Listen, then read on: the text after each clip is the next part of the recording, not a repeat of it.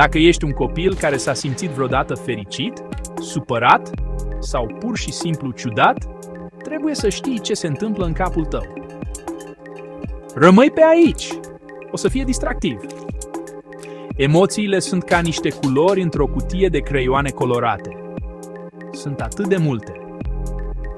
Fericirea este acel sentiment cald și pufos pe care îl ai când mănânci înghețata ta preferată. Tristețea? E ca o zi ploioasă. Uneori ai nevoie doar să plângi bine. Mânia se simte ca un vulcan gata să explodeze, dar hei, chiar și vulcanii se răcesc. Și nu uita de surpriză. E ca și cum ai găsi un cartof prăjit în plus pe fundul pungii. Emoțiile pot părea ciudate, dar toată lumea le are, chiar și peștișorul tău auriu. Așa că data viitoare când simți ceva puternic, amintește-ți, este în regulă, este normal și nu ești singur.